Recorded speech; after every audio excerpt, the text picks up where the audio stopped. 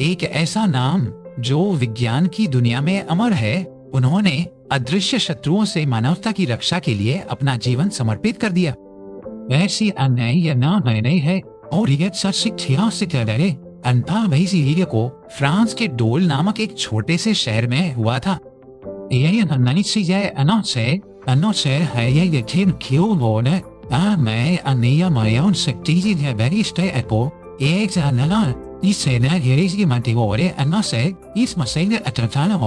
लेकिन उनके सपने असाधारण थे। वो चाहते थे कि उनका बेटा लुई एक महान व्यक्ति बने और दुनिया में अपना नाम रोशन करे।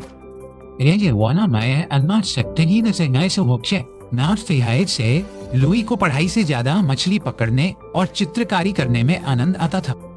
उनकी कलात्मक प्रतिभा इतनी अद्भुत थी कि उनके बनाए चित्र आज भी पाश्चर संस्थान में संरक्षित हैं। लेकिन उनके पिता के प्रोत्साहन ने उन्हें शिक्षा के मार्ग पर आगे बढ़ाया। उन्होंने पेरिस के प्रसिद्ध इकोले नॉर्मले सुपीरियर में प्रवेश लिया, जहां उनकी वैज्ञानिक प्रतिभा निखरने लगी। रसायन विज्ञान उनका पसंदीदा विषय बन गया और उन्होंने क्रिस्टल की संरचना पर गहन शोध शुरू किया। उन्होंने पाया कि कुछ क्रिस्टल प्रकाश को अलग अलग दिशाओं में घुमाते हैं, जो आणविक विषमता का प्रमाण था। यह खोज रसायन विज्ञान के क्षेत्र में एक मील का पत्थर साबित हुई और इसने उन्हें वैज्ञानिक समुदाय में पहचान दिलाई। इसके उनका ध्यान किण्वन की प्रक्रिया की ओर गया। लोगों का मानना था कि किण्वन एक स्वतः होने वाली रासायनिक प्रक्रिया है, लेकिन पाश्चर ने अपने प्रयोगों से यह सिद्ध कर दिया कि किण्वन सूक्ष्म जीवों, विशेष रूप से ईस्ट के कारण होता है। उन्होंने दिखाया कि अदृश्य जीव ही शराबों, बियर और सिरका बनाने के लिए जिम्मेदार है।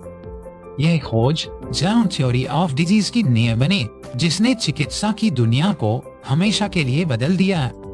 पाश्चर ने तर्क दिया कि यदि सूक्ष्म जीव किण्वन का कारण बन सकते हैं, तो वे मनुष्यों और जानवरों में बीमारियों का कारण भी बन सकते हैं। उस समय के कई प्रतिष्ठित वैज्ञानिकों ने उनके इस सिद्धांत का घोर विरोध किया, लेकिन पाश्चर अपने विश्वास पर अडिग रहे और अपने प्रयोगों से इसे साबित करने में जुट गए। उन्होंने रेशम के कीड़ों की एक रहस्यमयी बीमारी जो फ्रांस के रेशम उद्योग को नष्ट कर रही थी। पाश्चर ने पाया कि ये बीमारी एक सूक्ष्म परजीवी के कारण होती है जो कीड़ों के अंडों में फैलता है। उन्होंने किसानों को संक्रमित अंडों को नष्ट करने और केवल स्वस्थ अंडों का उपयोग करने की सलाह दी। इस सरल उपाय ने फ्रांस के रेशम उद्योग को बचा लिया और पाश्चर को एक राष्ट्रीय नायक बना दिया। उनकी अगली चुनौती दूध और शराब का खट्टा होना था, जो उत्पादकों के लिए एक बड़ी समस्या थी। पाश्चर ने पाया कि हवा में मौजूद अवांछित सूक्ष्म जीव इन तरल पदार्थों को खराब कर देते हैं। यही समस्या को हल करने के लिए उन्होंने एक सरल लेकिन क्रांतिकारी प्रक्रिया का आविष्कार किया। उन्होंने तरल को एक निश्चित तापमान पर गर्म करके और फिर उसे तुरंत ठंडा करके हानिकारक जीवाणुओं को मार डाला। इस प्रक्रिया को पाश्चराइजेशन नाम दिया गया और आज भी दुनिया भर में इसका उपयोग किया जाता है। पाश्चराइजेशन ने खाद्य सुरक्षा में क्रांति ला दी और अनगिनत लोगों को बीमारियों से बचाया। अब पाश्चर का ध्यान सबसे घातक बीमारियों में से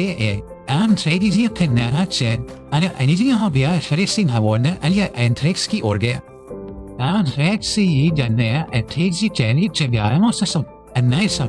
विशेषकर भेड़ों और मवेशी से जानलेवा बीमारी।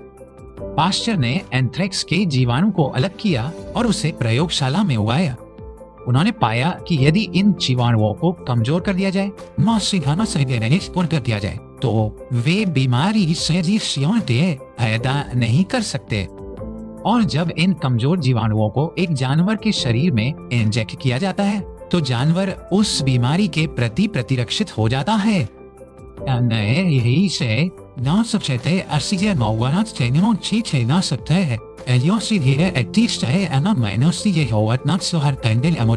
लेकिन पाश्चर ने इसे एक नए स्तर पर पहुंचाया। अपने असहयोगी निस्सहायता से ध्येय पाश्चर ने एक साहसिक सार्वजनिक प्रयोग किया। उन्होंने 13 भेड़ों को कमजोर एंथ्रेक्स जीवाणुओं का टीका लगाया और 5 अन्य भेड़ों को नहीं लगाया। उन्होंने सभी 23 भेड़ों को घातक एंथ्रेक्स जीवाणुओं का इंजेक्शन दिया।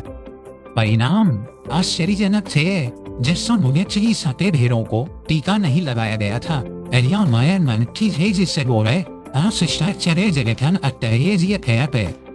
और जिन 50 भेड़ों को टीका लगाया गया था वे सभी पूरी तरह से स्वस्थ थी। इस प्रयोग ने दुनिया को टीकाकरण की शक्ति दिखाई और पाश्चर को एक किंवदंती बना दिया। लेकिन उनकी सबसे बड़ी और सबसे प्रसिद्ध लड़ाई अभी बाकी थी, रेबीज के खिलाफ लड़ाई। रेबीज या हाइड्रोफोबिया एक भयानक बीमारी थी जो संक्रमित जानवर के काटने से फैलती थी। एक बार लक्षण प्रकट होने के बाद ही मृत्यु निश्चित और दर्दनाक होती थी। पाश्चर ने रेबीज के वायरस पर काम करना शुरू किया जो अदृश्य था क्योंकि उस समय के सूक्ष्मदर्शी उसे नहीं देख सकते थे। उन्होंने संक्रमित खरगोशों की रीढ़ की हड्डी के ऊतकों का उपयोग करके वायरस को कमजोर करने का एक तरीका खोजा। उन्होंने कुत्तों पर अपने टीके का सफलतापूर्वक परीक्षण किया, लेकिन मनुष्यों पर इसका उपयोग करने से हिचकिचा रहे थे। यह न्यायधानी से एटेनस से ये जाना गया चीज पे अच्छे गोद अठी सही सितेरा अंधार हनन से हिया इन सी हिया न्योट सच्ची ऐसे पो अठमेतन किया एतोजिते एक हताश माँ अपने 9 वर्षीय बेटे ने जना माई जी है अने अंतिक्तियन को ना सहीशन हरियन जो उनकी सेहत के ताना पहले एक पागल कुत्ते ने बुरी तरह से काटा था और उसकी मृत्यु निश्चित लग रही थी। एक बड़ी नैतिक पाश्चर ने लड़के का इलाज करने का फैसला किया। उन्होंने जोसेफ को 3 श्रृंखला दिए। प्रत्येक दिन एक पूरी दुनिया सांस रोककर परिणाम का इंतजार कर रही थी और जोसेफ मिस्टर जीवित रहा और पूरी तरह से ठीक हो गया। यह चिकित्सा के इतिहास में एक ऐतिहासिक क्षण था और पाश्चर की प्रसिद्धि दुनिया भर में फैल गई। रेबीज के टीके ने अनगिनत लोगों की जान बचाई और पाश्चर को मानवता के उद्धारकर्ता के रूप में स्थापित किया। दुनिया भर से दान एकत्र किया गया और पेरिस में पाश्चर संस्थान की स्थापना की गई। यह संस्थान आज भी संक्रामक रोगों पर शोध का एक प्रमुख केंद्र है। लुई पाश्चर ने न केवल विशिष्ट बीमारियों का इलाज खोजा बल्कि उन्होंने स्वच्छता और सार्वजनिक स्वास्थ्य के महत्व पर भी जोर दिया। उन्होंने डॉक्टरों को सर्जरी से पहले अपने हाथ और उपकरण उबालने की सलाह दी ताकि संक्रमण को रोका जा सके। खोजों ने आधुनिक चिकित्सा, सूक्ष्म जीव विज्ञान और इम्यूनोलॉजी की नींव रखी।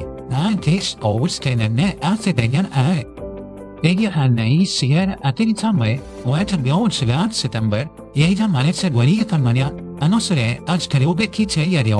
लेकिन उनकी विरासत आज भी जीवित है। वो एक ही लेकिन सच्चे वैज्ञानिक थे। ऐसे ही नयन अनोखे चिंता है दृढ़ता और मानवता की सेवा की भावना से प्रेरित थे।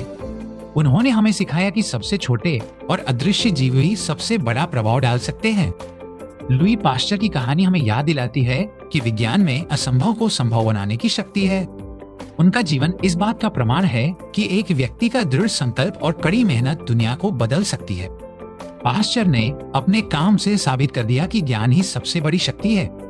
उन्होंने बीमारियों के खिलाफ लड़ाई में मानवता को सबसे शक्तिशाली हथियार है। आज जब हम पाश्चरीकृत दूध पीते हैं या टीका लगवाते हैं तो हम लुई पाश्चर की प्रतिभा को श्रद्धांजलि देते हैं। वह हमेशा एक नायक के रूप में याद की जाएंगे। वह वैज्ञानिक जिसने अदृश्य शत्रुओं से लड़ाई लड़ी और जीत हासिल की। उनकी कहानी पीढ़ियों को प्रेरित करती रहेगी कि वे सवाल पूछें, खोज करें और मानवता की भलाई के लिए काम करें। पाश्चर का प्रारंभिक जीवन संघर्षों से भरा था, लेकिन उन्होंने कभी हार नहीं मानी। उन्होंने अपनी शिक्षा पूरी करने के लिए कड़ी मेहनत की और अपने परिवार का नाम रोशन किया। स्ट्रासबर्ग विश्वविद्यालय में प्रोफेसर के रूप में वह अपनी पत्नी मैरी लॉरेंट से मिले। मैरी उनके जीवन भर उनकी सबसे बड़ी समर्थक और सहायक रही। पाश्चर ने अपने व्यक्तिगत जीवन में बहुत दुख झेले। उन्होंने अपनी 5 में से 3 बेटियों को टाइफाइड बुखार में खो दिया।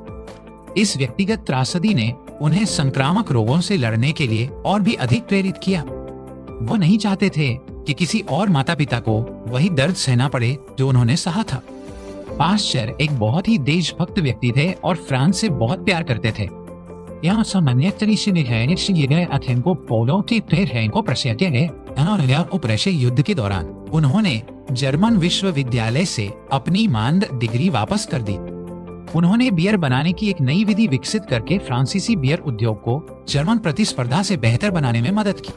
पाश्चर का काम केवल प्रयोगशाला तक ही सीमित नहीं था, वह है उत्कृष्ट संचारक भी थे।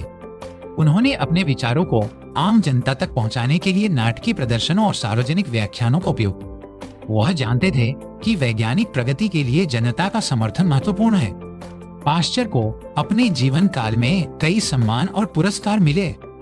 उन्हें फ्रांस के सर्वोच्च सम्मान लीजन ऑफ ऑनर से सम्मानित किया गया, लेकिन उनके लिए सबसे बड़ा पुरस्कार उन लोगों की जान बचाना था जिन्हें उन्होंने कभी नहीं देखा। पाश्चर का सिद्धांत कि एक रोगजनक को कमजोर करके प्रतिरक्षा उत्पन्न की जा सकती है, आज भी इम्यूनोलॉजी का एक केंद्रीय सिद्धांत है। चिकन कोलेरा पर उनके काम ने उन्हें पहली बार कमजोर टीकों की अवधारणा की ओर अग्रसर किया। उन्होंने गलती से एक पुरानी जीवाणु संस्कृति को मुर्गियों में इंजेक्ट कर दिया और पाया कि वे बीमार नहीं हुई। जब बाद में उन्हीं मुर्गियों को ताजा घातक जीवाणुओं के संपर्क में लाया गया तो वे जीवित है। यह एक यूरेका क्षण था जिसने टीकाकरण के लिए एक नया रास्ता खोल दिया। पाश्चर ने सहज पीढ़ी के सिद्धांत को भी निर्णायक रूप से खारिज कर दिया। उन्होंने दिखाया कि यदि किसी पोषक तत्व शोरबा को कीटाणु रहित किया जाता है और हवा में मौजूद सूक्ष्म जीवों से बचाया जाता है तो उसमें कोई जीवन उत्पन्न नहीं होता है। इस प्रयोग ने साबित कर दिया कि जीवन केवल मौजूदा जीवन से ही उत्पन्न हो सकता है। पाश्चर के काम का कृषि पर भी गहरा प्रभाव पड़ा। एंथ्रेक्स और चिकन कोलेरा के खिलाफ उनके टीकों ने किसानों को विनाशकारी आर्थिक नुकसान से बचाया। वह वास्तव में एक बहुमुखी प्रतिभा के धनी थे जिनके काम ने कई क्षेत्रों को प्रभावित किया।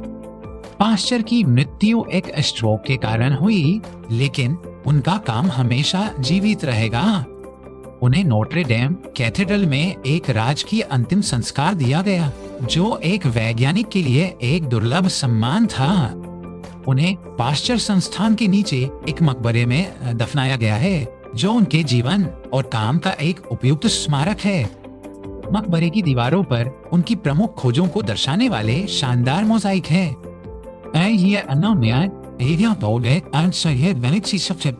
वो लड़का जिसे उन्होंने रेबीज से बचाया था, बाद में पाश्चर संस्थान में एक द्वारपाल बन गया। यह पाश्चर के काम के गहरे व्यक्तिगत प्रभाव का एक मार्मिक प्रमाण है। पाश्चर का आदर्श वाक्य था, खोज करने की इच्छा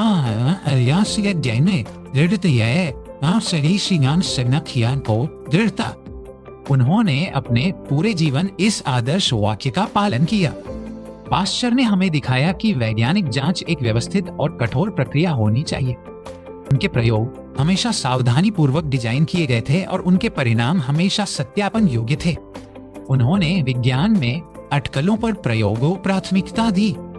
पाश्चर का प्रभाव उनके अपने देश फ्रांस की सीमाओं से बहुत आगे तक फैला। दुनिया भर के वैज्ञानिकों ने उनके तरीकों को अपनाया और उनके काम को आगे बढ़ाया। रॉबर्ट कोच जैसे वैज्ञानिकों ने पाश्चर के काम पर निर्माण किया और तपेदिक और हैजा के जीवाणुओं की पहचान की। पाश्चर की विरासत का एक हिस्सा यह भी है कि उन्होंने विज्ञान को एक सहयोगी प्रयास के रूप में देखा। उन्होंने अपने छात्रों और सहयोगियों को हमेशा प्रोत्साहित किया और उनके साथ अपने विचार साझा किए। पाश्चर संस्थान की स्थापना इसी सहयोगी भावना का प्रतीक है। पाश्चर का जीवन हमें यह भी सिखाता है कि असफलताओं से डरना नहीं चाहिए। उन्होंने अपने करियर में कई असफलताओं और आलोचनाओं का सामना किया, लेकिन उन्होंने कभी भी अपने लक्ष्य से नजर नहीं हटाई। उनकी दृढ़ता ही उनकी अंतिम सफलता की कुंजी थी। पाश्चर एक गहरे धारे धार्मिक धार्मिक व्यक्ति भी थे और उनका मानना था कि विज्ञान और धर्म एक दूसरे के पूरक हो सकते हैं।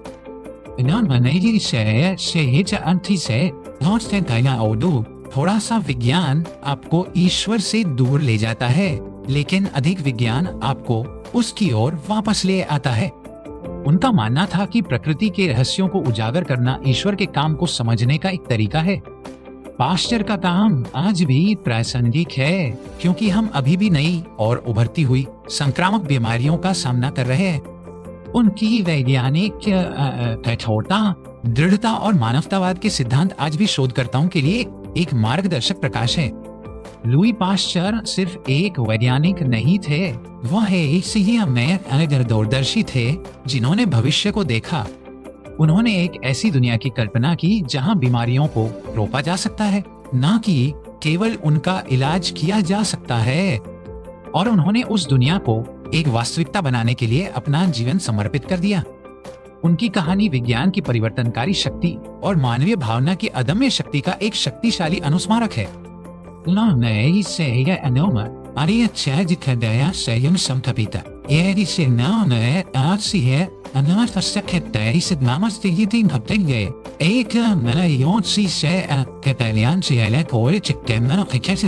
और मानवता के लिए एक शाश्वत प्रेरणा।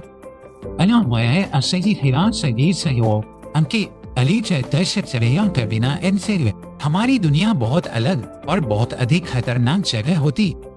हम सभी लुई पाश्चर के ऋणी हैं, वो वैज्ञानिक जिसने हमें अदृश्य दुनिया से लड़ना सिखाया। उनकी विरासत पाश्चर संस्थान में हमारे द्वारा पिए जाने वाले दूध में और हमारे द्वारा प्राप्त किए जाने वाले टीकों में जीवित है। वे वास्तव में मानवता के एक महान उपकारक थे। उनकी कहानी हमें हमेशा याद दिलाएगी कि एक व्यक्ति भी दुनिया में कितना बड़ा बदलाव ला सकता है। पाश्चर ने विज्ञान को प्रयोगशाला से निकालकर आम आदमी के जीवन में लाया। उन्होंने साबित किया कि वैज्ञानिक ज्ञान केवल अकादमिक रुचि का विषय नहीं है, बल्कि यह जीवन और मृत्यु का मामला हो सकता है। उनकी खोजों ने लाखों लोगों के जीवन को लंबा और स्वस्थ बनाया। पाश्चर का काम इस बात का एक आदर्श उदाहरण है कि कैसे बुनियादी वैज्ञानिक अनुसंधान व्यावहारिक अनुप्रयोगों को जन्म दे सकता है। क्रिस्टल पर उनका प्रारंभिक काम सीधे तौर पर बीमारियों से नहीं जुड़ा था, लेकिन इसने उन्हें वह कौशल और ज्ञान दिया जिसकी उन्हें बाद में आवश्यकता थी। यह हमें सिखाता है कि ज्ञान कभी व्यर्थ नहीं जाता। लुई पाश्चर का नाम हमेशा विज्ञान, चिकित्सा और मानवता की प्रगति का पर्याय रहेगा।